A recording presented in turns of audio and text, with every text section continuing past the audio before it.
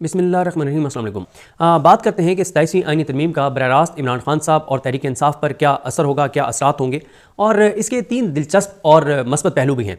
पहले इस पे बात कर लेते हैं। आप कहेंगे कि यार इतनी परेशान कुन सूरत हाल है, पूरा पाकिस्तान एक अजियत और करब और तकलीफ़ में है इस आईनी तरमीम के ऊपर, और तुम कह रहे हो कि इसके 3 मस्बत पहलू भी हैं। जी बिल्कुल।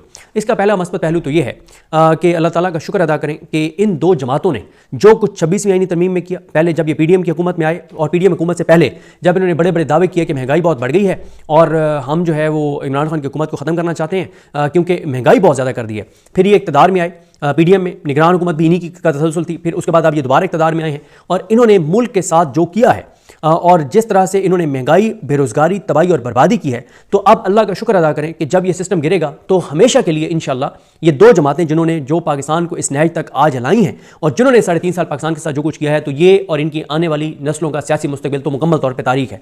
मेरा नहीं ख्याल कि अगर इस वक्त किसी बच्चे की उम्र 10 साल है और वो चीज़ों को समझता है तो वो अपनी ज़िंदगी में अल्लाह ताला उसे लंबी ज़िंदगी दे, वो 60 साल जिए, वो 70 साल जिए, वो 80 साल जिए, वो 90 साल जिए, वो 100 साल जिए, यानी वो 90 साल मजीद जो 10 साल का है वो 90 साल और अगर जिएगा, अल्लाह उसे लंबी ज़िंदगी दे, तो अगले 90 साल में वो शरीफ ख़ानदान की आने वाली नस्लों पे तो एतबार नहीं करने वाला जो कुछ इन्होंने मुल्क के साथ किया है। फिर इन्होंने जिस तरह से कहते थे कि वोट को इज्जत दो, जो इन्होंने किया है उससे इनकी औकात लोगों को पता चल गई है कि असल में ये किस जो है वो इनकी असलियत क्या है।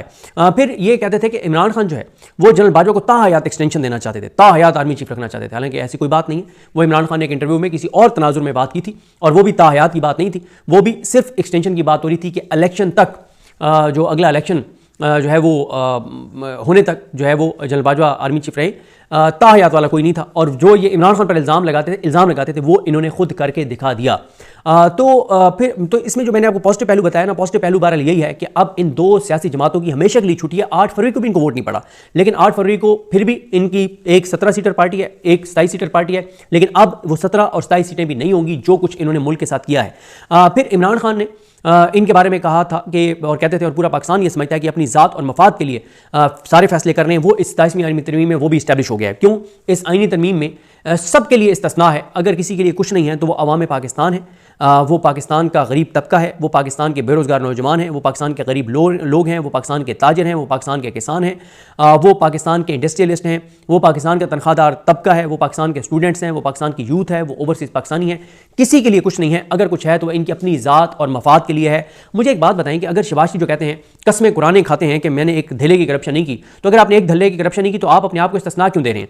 अगर जरदारी ने कुछ नहीं किया तो आप अपने आप को इस्तिस्ना क्यों दे रहे हैं? मुझे बताएं, क्या इस्लाम की तारीख में कोई एक मुस्लिम हुक्मरान बता दें जिसने ताहयात मरात ली हूँ कि मैं जब तक जिंदा रहूँगा ओहदे से हटने के बाद भी तो मुझे मरात मिलती रहेंगी? और मुझे कोई एक इस्लामी तारीख में से ऐसी मिसाल बता दें जहाँ पे कहा गया हो कि ताहयात इस्तिस्ना होगा, चाहे वो स्याह करें सफ़ेद करें, ऐसी कोई मुझे मिसाल जो है वो नहीं मिलती।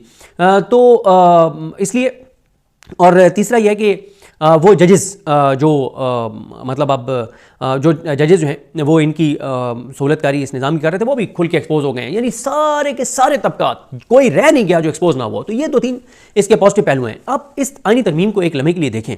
इस वक्त 30 से 40 टीवी चैनल्स हैं और 30 से 40 जो टीवी चैनल्स हैं ना, वो इस वक्त सरकारी फंड के ऊपर पल रहे हैं। उनको अवाम के टैक्स के पैसों से पिछले 3-3.5 साल में 20 अरब से ज़ायद का फंड दिया गया है। 78 डिजिटल मीडिया के प्रोजेक्ट्स चल रहे हैं जिनको डायरेक्ट इनडायरेक्ट फंडिंग की जा रही है। उन 30-40 चैनल्स, 10 से 15 अखबारात और 78 ये प्रोजेक्ट्स जो डिजिटल मीडिया के चल रहे हैं, और बाकी भी छोटी मोटी आगे पीछे चीज़ जिन इंडिविजुअल्स को पैसे दिए जा रहे हैं उनको मिला चला के कोई 150 के करीब ऐसे इदारे या इंडिविजुअल्स हैं जिनको यानी वैसे तो थोड़े थोड़े करके और जिनको टीवी चैनल्स में ओब्लाइज करवाया गया है या जिनको PTV में रखवाया गया। अगर इस तरह से गिनना शुरू करेंगे तो 400-500 लोग बन जाएंगे। लेकिन मोटी मोटी अगर आप बात करें तो तकरीबन ये टीवी चैनल्स, अखबारात, डिजिटल मीडिया के सेटअप्स या 15 से 20 इंडिविजुअल्स जिनको बहुत ज़्यादा पर मंथ पैसे मिल रहे हैं, ये मिला के 150 बनते हैं। इन 150 में से, और जो टीवी चैनल्स हैं, एक टीवी चैनल के ऊपर 15-15, 20-20 तजियाकार और एंकर्स हैं। इन 150 इनफरादी लोगों या इदारों को में से कोई 20 भी ऐसे नहीं हैं जिन्होंने लॉजिक के साथ इस आईनी तरमीम को डिफेंड किया। 20 भी ऐसे नहीं हैं। अगर आप टोटल मिलाते हैं तो ये को 600-700 इंडिविजुअल्स बन जाते हैं, क्योंकि टीवी चैनल में भी तजियाकार ये सारे मिला चला के, यानी 500-600 अगर आप सबको मिला लें, हर चैनल के टोटल लोगों को भी मिला लें, इन 500-600 में से 20 लोग ऐसे नहीं हैं जो लॉजिक के साथ इस आईनी तरमीम को डिफेंड कर रहे हूं, कोई डिफेंड नहीं कर रहा, कोई किसी के पास कोई लॉजिक नहीं है।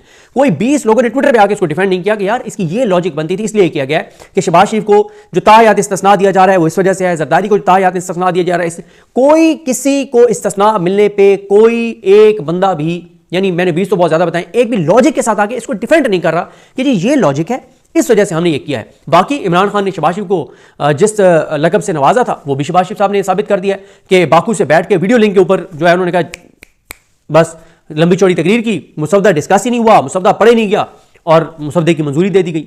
उसमें पीपल्स पार्टी को देख ले, वो अल्लाह ताला ने इतना करम किया कि ये भुट्टो को बेचते थे, ये बेनज़ीर को बेचते थे, ये घटिया दावे करते थे सो कॉल्ड कि हम इंसानी हकूक़ के चैंपियन हैं। अल्लाह ताला ने इतना करम किया कि इनके सियासी जिस्म का कोई एक हिस्सा ऐसा नहीं है जो इस वक्त ढका हुआ हो। इनके सियासी जिस्म से एक एक कपड़े का टुकड़ा उतर गया है। ये मुकम्मल तौर पर इनका सियासी जिस्म नंगा हो गया पीपल्स पार्टी वालों का। इनकी हैसियत, औकात, असलियत आवाम के सामने आ गई है। इनकी आने वाली नस्लें भी कभी जमहूरियत का और इंसानी हकूक़ का, आज़ादी ज़ाहिर राय का, मुल्क का, वतन का, मोहब्बत, मुल्क से वतन, मोहब्बत, किसी चीज़ का ये नाम नहीं ले सकते। तो वो भी बगैर मुसवदा उनके पास था ही नहीं, और 2 दिन CEC का इजलास करके उन्होंने हर वो चीज़ जो असल में करवानी थी उसकी जो है वो उन्होंने मंजूरी दे दी। देखिए ये सारा कुछ हुआ इमरान खान को खौफ में। 3.5 साल से चीज़ें हो रही हैं। पहले 26वीं आईनी तरमीम की, फिर 27वीं आईनी तरमीम अब हो गई है। लेकिन बात यह है कि 3.5 साल में जो कुछ किया गया, क्या उसमें से किसी चीज़ का इमरान खान को नुकसान पहुंचा है जो इससे आप इमरान खान को नुकसान पहुंचाएंगे या पहुंचेगा? नहीं पहुंचेगा। इससे तो इमरान खान और ताकतवर हुआ है, उसका बयानिया और मजबूत हुआ है, उसका बयानिया जीता है। वो बार बार कह रहा था कि ये अपनी ज़ात और मफाद के लिए सारे फैसले कर रहे हैं और इसमें सारा कुछ वही है। तो आप अब किस तरह से वो करेंगे? वो मियाँ नवाज शरीफ, मियाँ नवाज शरीफ के बारे में मैं उनका शफकत अयाज का ट्वीट देख रहा था। उन्होंने कहा कि जिस जंग की बुनियाद पे ये सारी तरमीम हुई है, इस तरमीम में जंग के डिज़ाइनर के लिए भी कुछ है या कुछ नहीं है? ज़ाहिर है कुछ नहीं है। तो ज़ाहिर है उन्होंने बहुत कुछ इस सिस्टम से ले लिया हुआ है अपनी बेटी के लिए, अपने ख़ानदान के लिए। अब आ जाएंगे इस तरमीम का बराह रास्त इमरान खान साहब पर और तहरीक इंसाफ पर क्या असरात होंगे। पहली बात यह है, एक एक करके देख लेते हैं कि जी अब आईनी अदालत बन गई है। अच्छा, जब ये आईनी बेंच था तो भी इमरान खान को इंसाफ नहीं मिल रहा था। अच्छा, सुप्रीम कोर्ट में जस्टिस याहिया आफरीदी जो हैं, उनकी सुप्रीम कोर्ट तो रेगुलर बेंचेस थे ना, उसमें से भी उनको इंसाफ नहीं मिल रहा था क्योंकि जस्टिस याहिया खान अपने पास केसेस लगा रहे थे। हाई कोर्ट से भी उनको इंसाफ नहीं मिल रहा था, उनको नीचे कचहरी से इंसाफ नहीं मिल रहा था, उनको ADC से इंसाफ नहीं मिल रहा था। तो इमरान खान को तो ना पहले इंसाफ मिल रहा था ना अब इंसाफ मिलेगा। ओवरऑल पाकिस्तान के लिए तो बहुत इसके भयानक नताइज हैं। सबसे भयानक तो यही है कि अदालतों को जिस तरह से गैर मौसर कर दिया गया है सिर्फ इमरान खान की नफरत में, उससे लोगों का अदालतों पर जब एतमाद खत्म हो गया है तो लोग खुदा न खास्ता कानून हाथ में लेंगे और ये पाकिस्तान का नुकसान है। लोग अदालतों का रुख नहीं करेंगे, लोग अपने फैसले अपने हाथ में लेंगे, ये पाकिस्तान का नुकसान है, अल्लाह ना करे। लेकिन ये हो रहा है, मतलब ये हो रहा है। 9 से ज्यादा तो चंद दिनों में अदालतों के अंदर लोगों का कत्ल हुआ कि लोगों ने कहा कि जी हमें अदालतों पर एतमाद नहीं है, तो उन्होंने खुद अपने फैसले कर लिए जो कि जस्टिफाई नहीं है, जो पाकिस्तान के लिए नुकसानदेह है। लेकिन नुकसान तो पाकिस्तान का तो नुकसान है। लेकिन मैं इमरान खान और तहरीक इंसाफ के तनाजुर में बात करूं तो तहरीक इंसाफ और इमरान खान को तो कोई, उनके साथ तो पहले भी वो हो रहा था जब ये आईनी अदालत नहीं थी, अब भी वही होगा। अच्छा, दूसरे नंबर पर आ जाएं कि ये इस्लामाबाद हाई कोर्ट के आज़ाद 5 जजेज जो हैं, क्यानी साहब, जहांगीरी साहब, बाबर सत्तार साहब, इजाज इसा खान साहब और समर रिफत इम्तियाज साहब, इनको ट्रांसफर कर दिया जाएगा। इनके पास पहले भी तहरीक इंसाफ के और पाकिस्तानी जो शहरी आम जिनको इंसाफ मिलना चाहिए उनके केसेस पहले भी नहीं लग रहे थे, जो मैटर करने वाले केसेस हैं। अब ट्रांसफर भी हो जाएंगे तो नहीं लगेंगे, तो भी कोई इमरान खान और तहरीक इंसाफ के ऊपर इसका कोई असर नहीं है। हाँ, पाकिस्तान के ऊपर असर है, इस्लामाबाद के लोगों के ऊपर असर है कि 5 आज़ाद हलफ से वफा करने वाले लायक काबिल जजेस से महरूम हो जाएंगे। फिर आ जाए कि CDF बन गए हैं, जो फील्ड मार्शल है वो CDF भी बन गए। वो आर्मी चीफ थे तो भी उनकी PTI के बारे में यही पॉलिसी थी, वो फील्ड मार्शल थे तो भी वही पॉलिसी थी, अब वो CDF होंगे तो भी उनकी वही पॉलिसी होगी। प्रैक्टिकल उनकी ताकत तो वही थी जो आर्मी चीफ के तौर पे थी, जो फील्ड मार्शल के तौर पे थी, जो अब होगी, तो वो उनकी पॉलिसी वही थी। बाकी भी जुडिशल कमीशन में चेंजिंग हो गई है, तो जुडिशल कमीशन में पहले भी हुकूमत की अक्सरियत थी। सुप्रीम जुडिशल काउंसिल में तब्दीली हो गई है, तो हाँ ये है कि आज़ाद जजेस उसे फारिग करना आसान हो जाएगा। लेकिन आज़ाद जजेस फारिग होकर भी दिए जाएंगे तो उन आज़ाद जजेस के पास तो तहरीक इंसाफ के केसेस पहले भी नहीं लग रहे थे। तो कहने का मकसद ये है कि तहरीक इंसाफ के साथ जो कुछ हो रहा था, इमरान खान के साथ जो कुछ हो रहा था, वो किसी आईनी तरमीम के तहत थोड़ी हो रहा था।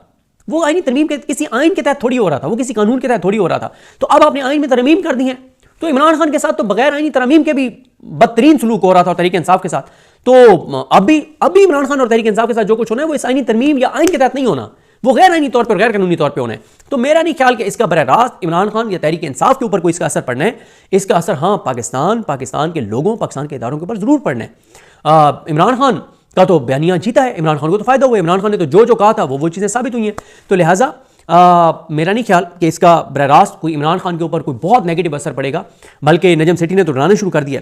नजम सेठी का मैं आपको बता देता हूँ, मैंने कल रात असद चौधरी साहब के इंटरव्यू में भी बड़ी तफसील से बताया था कि उन्होंने तो डराना शुरू कर दिया है और उन्होंने तो कहा है कि इस तरमीम के बाद उन्होंने कहा है कि इमरान खान के साथ बातचीत का आगाज़ हो सकता है। और क्यों वो कह रहे हैं, क्योंकि मैं इससे इतफाक नहीं करता, मैं सिर्फ ये बता रहा हूँ कि नजम सेठी जो नवाज शरीफ के बहुत करीब है, उन्होंने नून लीग वालों को डराना शुरू कर दिया है। नजम सेठी कहते हैं कि अब फील्ड मार्शल साहब को कोई हाथ नहीं लगा सकेगा, अब अगर इमरान खान इलेक्शन के जरिए आ भी जाएं तो वो कुछ भी नहीं कर पाएंगे। 2/3 तो ये लेने नहीं देगी इस्टेब्लिशमेंट इमरान खान को। अब डील भी हो सकती है क्योंकि सब अपने आप को इस्तिस्ना दे रहे हैं। इमरान खान ने डील करनी नहीं है, लेकिन मैं इनका पॉइंट ऑफ व्यू आपके सामने रख रहा हूँ। नजम सेठी कहते हैं कि 9 मन तेल भी होगा और राधा भी नाचेगी। इस सारी तब्दीली से आवाम को कुछ नहीं मिल रहा, हुक्मरान तबका अपना तहफ़्फ़ुज़ कर रहा है और अब खान साहब का डर भी खत्म हो जाएगा। कि वो कहते हैं कि पहले डर था इमरान खान आ जाएगा, फलां को हटा देगा, फलां को हटा देगा, जेलों में डाल देगा, केसेस बना देगा। अब वो कहते हैं सब ने इस्तिस्ना ले लिया, जो मेन किरदार है, अब उनको कोई डर नहीं है कि अब हमने इस्तिस्ना ले लिया। फिर वो कहते हैं कि कल को अगर इमरान खान के साथ कोई डील होती है तो फिक्र की बात नहीं, इमरान खान न फील्ड मार्शल को हाथ लगा सकेगा, न वज़ीर आज़म और सदर के खिलाफ कोई कार्रवाई कर सकेगा। पहले तो ये डर था कि खान ने निकल कर इसको भी नहीं छोड़ना, उसको भी नहीं छोड़ना। अब अगर ये सारी चीज़ें हो जाती हैं तो फील्ड मार्शल को तो कोई हाथ नहीं लगा सकेगा। इसलिए नजम सेठी कहते हैं कि अब इमरान खान से बातचीत हो सकती है। लेकिन मेरा पॉइंट ऑफ व्यू ये है कि इमरान खान ने जब भी बाहर आना है, सिस्टम गिरना है, और जब इमरान खान ने इक़्तिदार में PTI ने आना है तो उनको 3/4 मिलनी है, क्लीन स्वीप होना है, तो 2/3 से वहाँ इनको तब्दील कर देंगे, ये शिकन निकाल देंगे। और वैसे भी पाकिस्तान के हालात जिस तरफ जा रहे हैं, अल्लाह ताला रहम करे, अल्लाह ताला माफ़ करे। चीज़ें अगर सड़कों पर आ जाएंगी तो बांग्लादेश में जब चीज़ें सड़कों पर आई थी तो फिर हसीना वाजिद को आइन की कोई शिक, उसके आइन की कोई शिक नहीं बचा सकेगी, उसको कोई भी नहीं बचा सका था। तो फिर चीज़ें हाथ से जब निकल जाती हैं तो निकल जाती हैं, फिर ये आइन शाइन थोड़ी काम आते हैं। तो बहरहाल मेरा इसमें ख्याल ये है कि इमरान खान पर इस तरमीम का कोई बरह रास्त असर नहीं है, तहरीक इंसाफ पे कोई असर नहीं है, क्योंकि तहरीक इंसाफ और इमरान खान के साथ जो कुछ हो रहा है वो किसी आइनी तरमीम के तहत नहीं हो रहा था, ना ही हो रहा है, ना होगा। और बहरहाल इमरान खान को तो फ़ायदा ये हुआ है कि उनका बयानिया जीता है। जो ये इमरान खान पर इल्ज़ाम लगाते थे वो इन्होंने किया है। इनके वोट को इज्जत दो का बयानिया खाक में मिल गया। और मैंने जिस तरह से आपको अर्ज़ किया है कि आप देखिएगा कि मेरा ख्याल है कि अब इन जो कुछ लिया गया इस सिविलियन हुकूमत से, इससे लिया गया। इमरान खान तो जब इक़्तिदार में आएगा तो दोबारा वो आइन में तरमीम करके चीज़ें जो है वो ख़त्म कर देगा। लेकिन असल में तो ये एक्सपोज हुए हैं और ये सबसे बड़ा अल्लाह का करम हुआ है पाकिस्तान पर कि ये लोग जो ये सोच के बैठे थे कि नवाज शरीफ के बाद मरीम नवाज के बाद उसके बच्चों के बाद उसके बच्चे, और जरदारी के बाद बिलावल के बाद उसके बच्चों के बाद उसके बच्चे, तो ये कहानी आप ख़त्म समझें। मैं बाकी कोई भी पार्टी आ जाए, कोई भी जमात आ जाए, और ज़ाहिर है फिलहाल तो तहरीक इंसाफ है, और अगर कल को तहरीक इंसाफ कि कोई तहरीक इंसाफ से ही मेरा ख्याल है ग्रुप निकलेगा, एक और तहरीक इंसाफ बनेगी, तो उन्हीं के दरमियान ही चीज़ें होती रहेंगी। बाकी इनके चैप्टर आप क्लोज समझें। 8 फरवरी को भी इनका चैप्टर क्लोज था, और अब तो इन्होंने वो कर छोड़ा है कि लोगों के अंदर इनकी इतनी नफरत है कि मैं आपको बयान नहीं कर सकता। मुझे एक दोस्त ने कहा कि मेरी वीडियोस नहीं चल रही, मैं बहुत मेहनत से व्लॉग करता हूँ। मैंने उसका यूट्यूब चैनल खोल के देखा, मैंने कहा यार तुम्हारा दिमाग ठीक है, तुम अपनी वीडियो के ऊपर कभी नवाज शरीफ की तस्वीर लगाते हो, कभी शिवाज शरीफ की तस्वीर लगाते हो, कभी मरीम की लगाते हो, कौन तुम्हारी ये क्लिक करेगा? लोगों को इन शक्लों से इतनी ज़्यादा वो है चिड़ है। उसने इनकी तस्वीरें हटाई, उसने मुझे कहा यार मेरी वीडियो चलना शुरू हो गई। मैंने कहा मैंने तुम्हें पहले कहा था, इनकी शक्लें लगाओगे तो कौन देखेगा? इनको कोई नहीं देखता भाई। टीवी के ऊपर ये आ रहे हो तो लोग टीवी बंद कर देते हैं। अब लोगों ने टीवी देखने छोड़ दिया क्योंकि हर वक्त इनकी शक्लें आप देख लें, आपने कितनी जगहों पर टीवी चलता हुआ देखा है? आपको कितने लोग अब टॉक शोज देखते हुए नजर आते हैं? नहीं ना। तो ये हालात हैं। बहरहाल जी देखते हैं चीज़ें कैसे आगे बढ़ती हैं। मुझे अपनी दुआ में याद रखें। अल्लाह हम सबका हामी नसरो। अल्लाह हाफिज़।